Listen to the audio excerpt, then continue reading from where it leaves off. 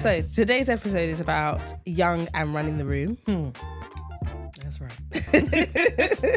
Okay, so in this video, we're going to be discussing just how we deal with being young professionals in our environment. Because I look young. Doesn't mean I am young. I mean, you are, but we're not age mates. Do you get what I'm saying? Yeah. Right? I feel like there needs to be like a clause in there that's like, you alter it and you change it. Yeah, still to be what yourself. Fits you. Because I think ultimately sometimes it's about, if I ask you to follow an instruction, follow the instruction. Hi guys. Hello guys. Welcome back to Let's Talk Education. So today's episode is about young and running the room. That's right. Okay, so in this video, we're going to be discussing just how we deal with being young professionals in our environment and being able to navigate around, authority, having authority, people understanding imposter syndrome, but then also with all of that, still being mistaken for a student. So the wildest thing ever. Absolutely ludicrous, but we're going to get into that later, okay? We should kind of try and set the scene. So for you, what was it like when you first started school? As a teacher. You know? Yeah, I mean, for me, I honestly felt like, who in the heck put me in charge of all these kids? Like, who would do that? I felt so like, I don't know what I'm doing. I don't know what I'm saying. I don't know how I'm acting. I mean, obviously I have like my drama background, so I can act like I know what I'm doing. But in the first year or two of teaching, I was a bit like, what is this? Yeah, she would be asking me questions. I'm like, why are you asking me? I was like, because I'm in charge. So it was interesting. It was different for sure. What about you? I mean, for me, it was just, go and teach. Yeah. But I think I had my timetable and no one really told me what I was meant to do. That's and they were like, oh, you can find all the lessons here, teach. And I thought to myself, but what? Who? Where? Little old me? Like I generally was like, I generally felt like I'd been thrown into the deep end. Although I had like my teacher training and stuff, I generally was just like, oh, I thought someone was going to sit next to me and hold my hand and, walk me through at least my first day. Yeah. But that did not happen. They said crack on. Yeah. Okay. Literally. Go and do it. I know I've used this analogy in other videos, but it's just so relevant. It's like when you're driving, right? And you're doing your tests, you're doing your lessons, and you have someone with you. And then once you've passed, you get your car and you're like, oh, wait, I'm by myself. There's nobody here. I have to drive this car. That's right. Alone. Yeah. That's exactly how it felt when we're in the infancy of our career. But now we're seasoned. Okay. Yeah, thank God for that. We've been in that pot simmering for years now at this point. And now we are, I was gonna say aged, but I said we're not aged. I'm not aged. We're not aged though. Can you see my face? We're just seasoned. Seasoned with the word to a seasoned. degree. My next question for you is, how did you build consistency, boundaries, and like that presence? Because I think sometimes it's a little bit difficult, especially when you first start off. What did you do to navigate that classroom environment? Because I think I'm going to be so real with you, and I hate to admit this, but I was one of those teachers when I first started, I'm going to be sick saying this. I really wanted the kids to like me.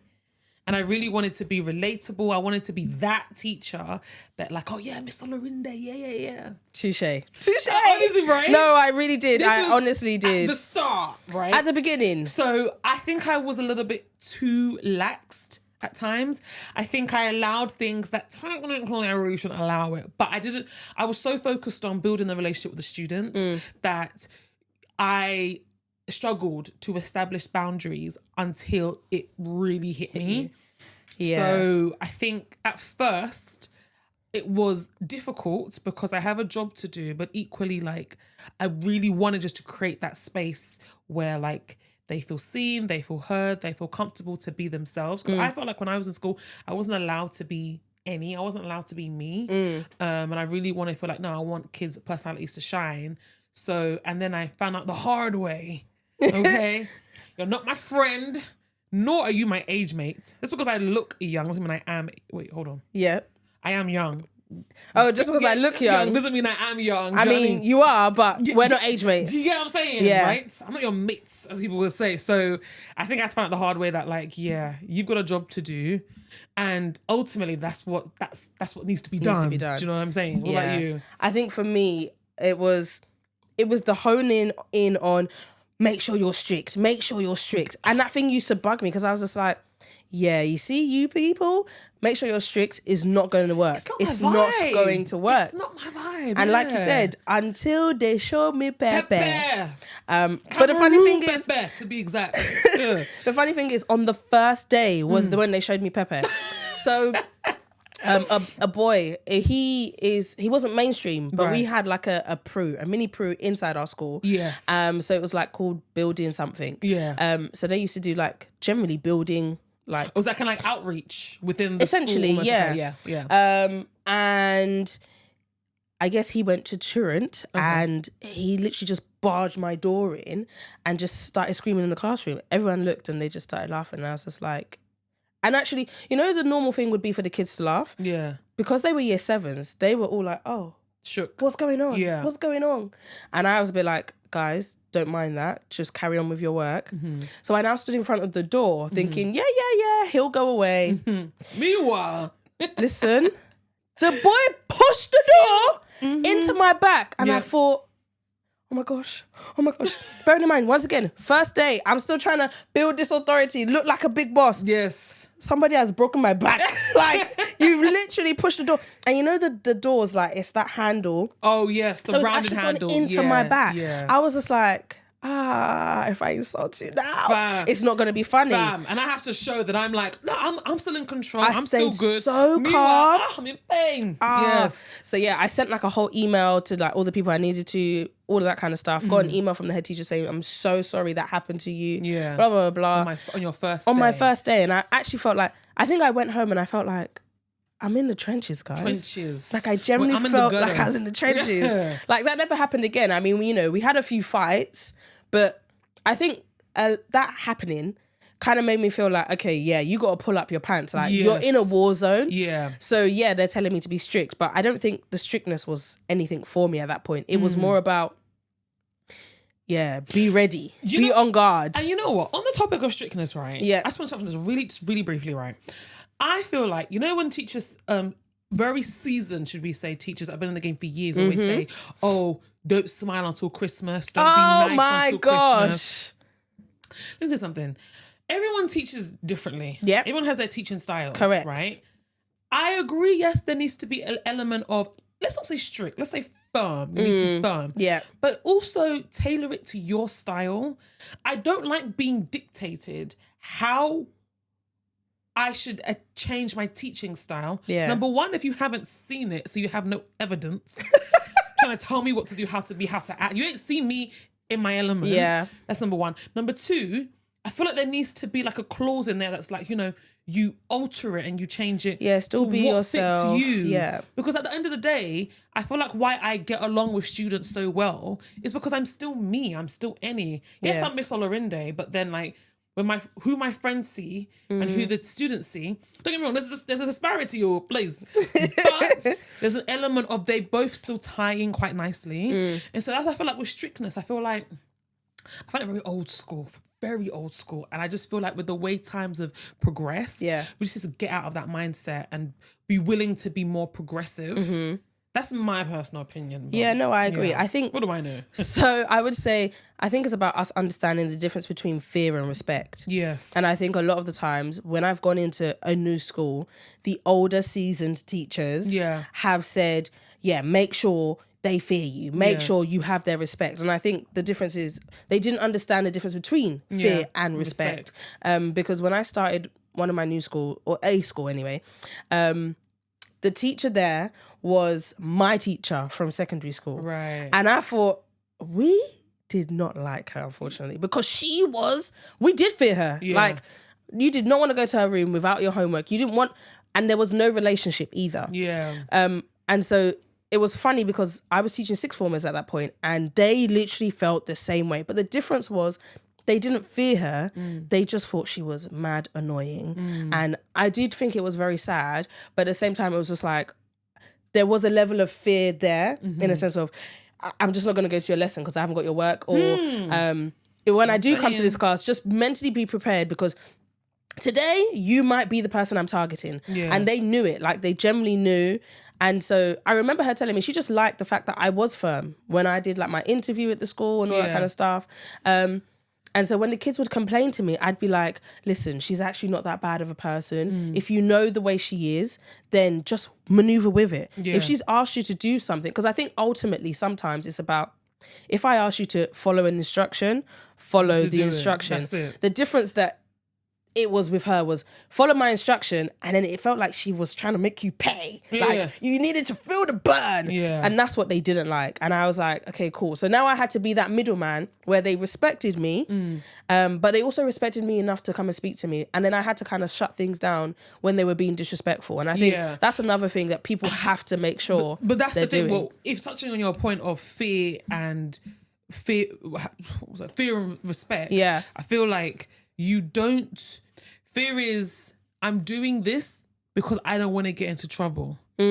Whereas ultimately, students need to be doing things for themselves. You need to do this because I know I'm going to gain X, Y, Z. I'm going to get this grade. I'm going to gain this knowledge. Yeah. Do you know what I mean? And I think that's the problem with fear.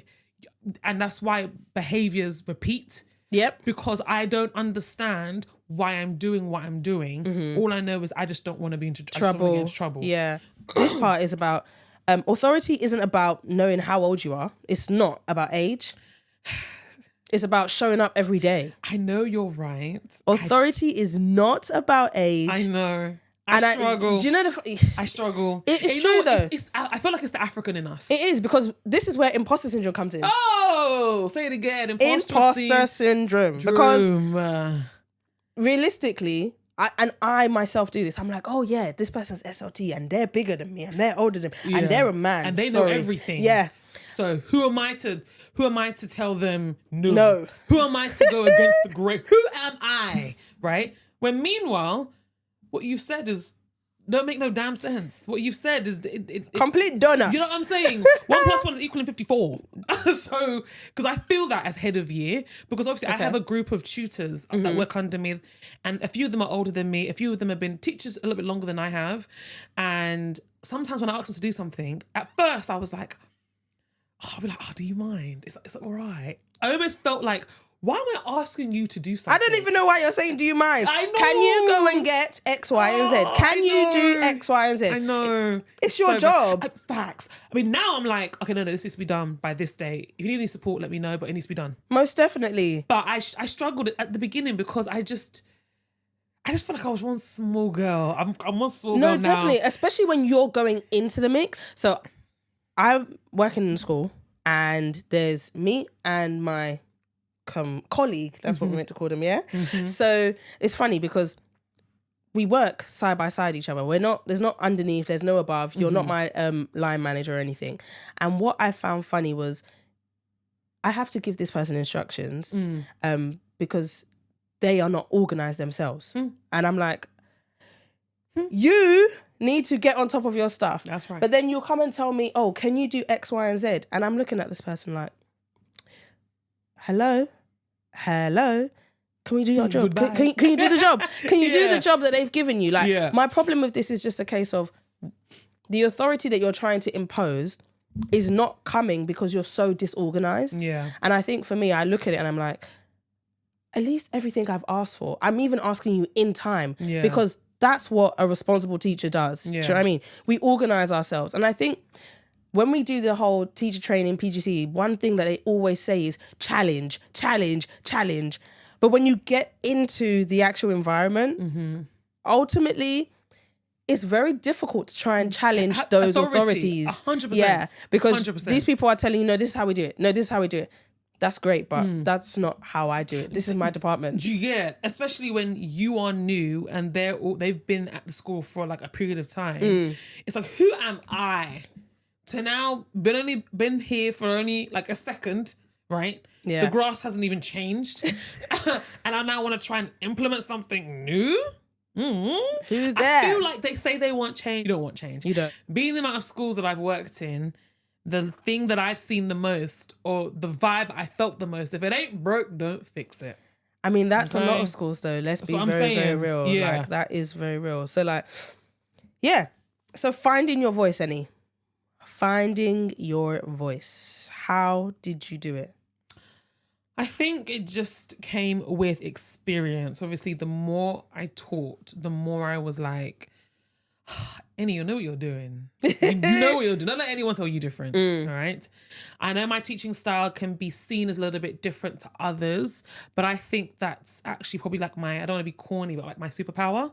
Joker. Because because I'm simultaneously building relationships and teaching students in a way that they're going to receive what I'm putting down. Yeah. Okay. Yeah. And I feel like that has helped me build confidence. I think I used to be a massive perfectionist at the start of it. I'm really tough on myself. Okay. I'm really hard on myself because I just want to get it right. Yeah. And I hate the thought of parents sending their kids to school and I'm supposed to be imparting knowledge on, and I'm not giving them. But they're coming home with nothing. With nothing in their brains. in their from brains. my lesson anyway. So I think now I'm just like, I understand that. First of all, being in school and teaching, it's a marathon, not a sprint. I am Correct. not going to get everything bippity boppity boo done. Yeah, Do you know what I mean? yeah. It's gonna take time, and that's okay as long as I'm working towards it. Some weeks gonna be a big step. Some weeks small step. Some weeks might take a step back, but then I move forward. So just me understanding that. I think just with time, the longer I've stayed in education, the more I've gained confidence, the more I'm like, I know exactly who I am. I know what kind of teacher I am. I know how good I am on my job. I know you can't tell me nothing.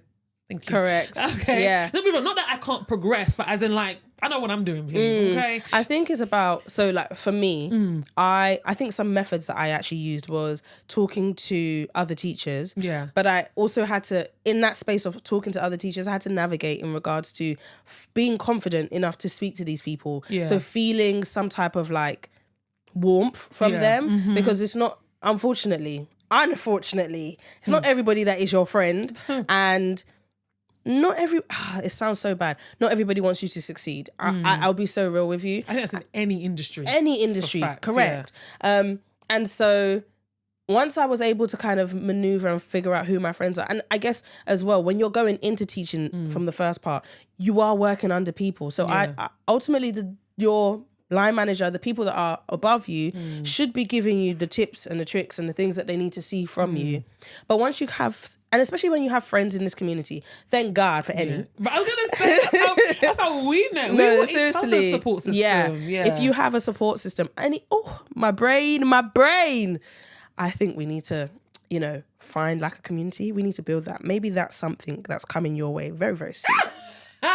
She's gonna hate me. She's gonna hate me. News to me, child. But I'm here for it. Yeah. But yeah, for sure. Having a community is something that generally helped. Facts. And those people that you can trust and be like, ooh. Right. And I remember, sorry. Do you remember when we were working together, which seems so long ago now? Far. I would come from a lesson and I had a flace, like a slap booty, right? And Jess would go to me, Annie, right, do you want a solution or do you want to vent? No, literally. And I would go vent, then solution. She's like, okay, sit down, let's go. And I would just spew out everything that I was feeling. Yeah. And I feel like it was just so nice that you and I could connect because you know exactly what I was talking about. You know exactly how I was feeling. So you were there to support me emotionally, but then also at the end of it, you were like, okay, right, this is what we need to do. Yeah. X, Y, and Z, strategies, tips and tricks just to help me, especially because you'd been at that school longer than I had. Yeah, so I think you that knew really it helped. Yeah. way better than I did. And also, I was an NQT, so I think I'm a year behind you with regards to how long we've been teaching. So I just having that, I cannot stress how important that was for me. Yeah, definitely. So yeah. Yeah. So I think with that all being said, like your presence grows as your practice grows. Like For sure. Generally. And I think that works with any little thing you do. It doesn't matter whether it's teaching, it could be anything. Yeah. Your presence grows as your practice grows. Yeah. Because that experience grows, isn't it? Yeah, literally. I have a question. What can schools do for our new teachers, our newly qualified teachers, people that are coming into the profession? What do you think they could potentially do to kind of like help? You know what? Throwing us in the deep end, I'm not entirely mad at that. Yeah. But I also think that depends on the kind of person you are. Some people strive in being thrown in the deep end. Some Most people definitely. sink. So I think that if you're going to throw someone in the deep end, you must have support ready and waiting. You might have that floaty. Damn right. Ready, right? If that person doesn't need it, bet. Do your thing. But if that person needs it, you better be ready to swim and catch them and put them in that floaty. Yeah. So I feel like it's just all about, we talk about having support and guidance. I just feel like, let it be robust. Let it be genuine. Yeah. Let it be thorough. That is what we're lacking with Yeah. support. It's coming across these days as very tokenistic. Oh, do you need support? Yeah, but I don't even know what kind of support I need. I don't know what support Do you know is. What I mean? Yeah, I don't know like what is I don't support know in what this it looks field? like. Yeah, Kind of definitely. need you to tell me that, especially if I'm new to the game. Yeah. So I think just let the support be genuine, be robust, and be thorough. That is my. I love that. Thank you. I absolutely love that. Thought that on the spot. She's killing me, guys. What about you? What needs for to be done? me, I would say, once again, y'all gonna hate me with this, but the whole mental aspect. So having a community, which we've already touched on. Yeah. I think within your department, I think one of the things that I didn't like for me was very much like everybody was old. No offense. No offense. And where they were just so much more mature than me, I kind of struggle to connect with them. struggle to connect. So I think it's about us knowing as a community of teachers that, okay, cool, no matter your age, you need to connect with the people younger than you, and even us younger people need to try and connect with these people that are older than us. That's facts. Because that's what's going to help us actually build that support system, especially when you're struggling in that classroom, or, you know, you don't know how to maneuver. A child is now, you know, speaking to you anyhow, and you're like, oh, okay, is this the norm? No, it's not. It's not the norm. So I think, building that community within your department is one. And I think in a school, a holistic way is having like, maybe like nurses, or having like, you know, like fringe benefits where you can go and speak to someone. Right, I think those kind of things. Because I do think when it comes to like the benefits in the school, I almost look at some of them just very much like, but you're supposed to do this. It's not a benefit. It doesn't. I don't look at this as a benefit. I'm not applauding a fish for swimming. Yeah, okay, like, thank you. So if they have like a service whereby people have an area whereby they can go and speak to somebody about how they're feeling in regards to their mental, I think that's really, really important. True. I will say this though. I do think some schools do attempt to have that. Yeah. We have nurses. Yeah. I think sometimes, I'm sorry to go on a tangent, I think, especially for me, I'm a little bit scared of, if I don't say the wrong thing. If I divulge how I'm really which is why I mentioned the external. That's what I'm saying, it's going to come and bite me on the booty. Yeah, it will. That's what I need to know. I think it does. Yeah. I think it does. Fact. So if you're young and running the room, please let us know, what was your teaching experience like when you first started? Let's talk about it in the comments. Well, that's it from us. We'll see you in the next episode. Bye, guys. Bye.